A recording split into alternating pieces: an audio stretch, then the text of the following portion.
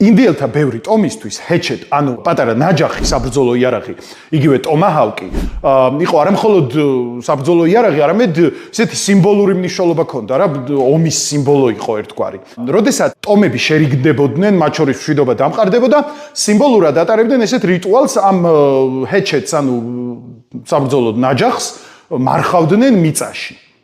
ამას ძალიან ისეთი რიტუალური მნიშვნელობა ჰქონდა და სიმბოლური, რომ აი იარაღის დამარხვა ნიშნავდა, რომ ამ იარაღს აღარ გამოიყენებდნენ ერთმანეთის წინააღმდეგ და ახდებოდნენ იმაზე, რომ მშვიდობა დამყარდებოდა და ყველაფერი კარგად იქნებოდა მათ შორის. აქედან წამოვიდა იდიომა bury the hatchet. It's time to bury the hatchet, okay? One beer to bury the hatchet. He wants to bury the hatchet! რომელიც თანამედროვე ინგლისურში ნიშნავს ნებისმიერი ტიპის კონფლიქტის წარმოებას.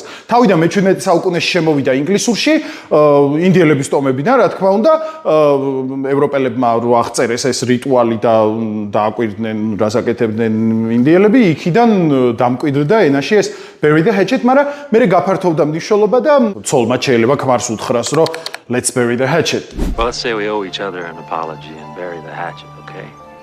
აღარ ვიჩხუბოთო რა. ძალიან გავრცელებული იდიომაა.